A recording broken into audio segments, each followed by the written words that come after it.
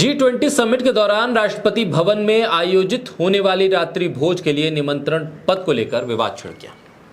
कांग्रेस ने इल्जाम लगाया कि राष्ट्रपति भवन में 9 सितंबर को होने वाले G20 के डिनर में जो इनविटेशन लेटर दिया गया है उसमें प्रेसिडेंट ऑफ भारत लिखा है, जबकि इस पर प्रेसिडेंट ऑफ इंडिया लिखा होना चाहिए। अंग्रेजी में तो इसी तरह से लिखा आता रहा है।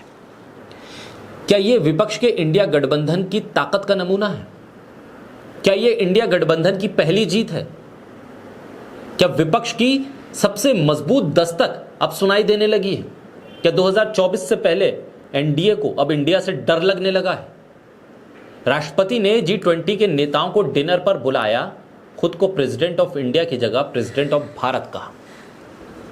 आखिर प्रेसिडेंट ऑफ भारत इस शब्द को लेकर किसकी सुनी गई? आरएसएस की या फिर विपक्ष के खिलाफ खड़ा हुआ एनडीए उसकी सुनी जा रही है? जो कहते हैं कि राष्ट्रपति एक संवैधानिक पद है और अपनी मर्जी से भी कुछ कर सकते हैं, तो ये देखिए कि प्रेसिडेंट ऑफ इंडिया से प्रेसिडेंट ऑफ भारत कितनी तेजी के साथ हो गया। सिर्फ इंडिया का नाम भारत बदलने से कुछ नहीं होगा। अब आपको तो झूठ का नाम सच करना पड़ेगा, नफरत का नाम मोहब्बत करना पड़ेगा, बेरोजगारी का नाम कामकाजी करना पड़ेगा, महंगाई को सस्ता कहना पड़ेगा, पूरी डिक्शनरी बदलनी पड़ेगी आपको। क्योंकि इंडिया गठबंधन जिन मुद्दों को उठा रहा है उन मुद्दों के लिए आप तो कुछ कर नहीं रहे, उन मुद्दों को हल करने के लिए तो कुछ किया नहीं, सिर्फ नाम बदलने का।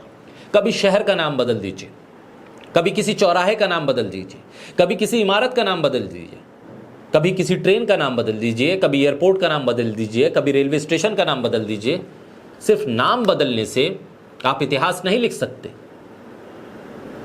आपको इतिहास लिखना है तो नई इबारत लिखनी होगी, पूरी डिक्शनरी फिर से लिखनी होगी। बोलता हिंदुस्तान पर मैं हूं आपके साथ मिर्जा शाकिर अली बेग। मोदी सरकार के खिलाफ विपक्षी पार्टियों ने मिलकर एक गठबंधन बनाया जिसका नाम इंडिया रखा। विपक्षी गठबंधन के नाम के ऐलान के बाद से ही इंडिया शब्द चर्चा में आ गया। बीजेपी नेता लगातार गठबंधन के नाम को लेकर विपक्ष पर हमलावर हो गए। बीजेपी कहने लगी हमें इंडिया की जगह भारत शब्द का इस्तेमाल करना चाहिए।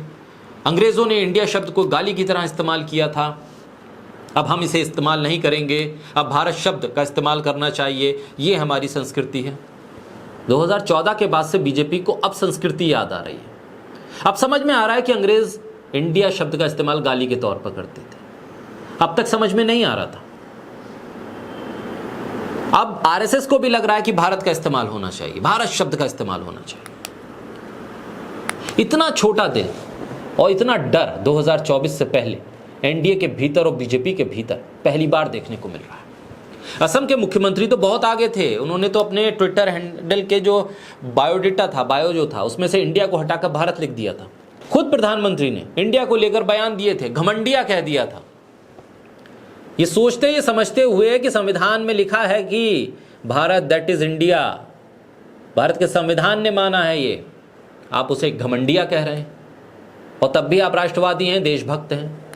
क्या विपक्ष के इंडिया शब्द के इस्तेमाल से बीजेपी में इतनी घबराहट है, बेचैनी है? क्या बीजेपी को लग रहा है कि इंडिया गठबंधन एनडीए को परास्त कर देगा?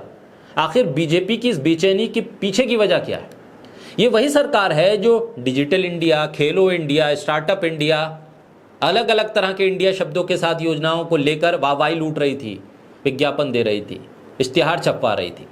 लेकिन जैसे ही विपक्ष ने अपना नाम इंडिया रखा, इंडिया देश विरोधी शब्द हो गया, अंग्रेजों की देन हो गया, भारत की संस्कृति के खिलाफ हो गया।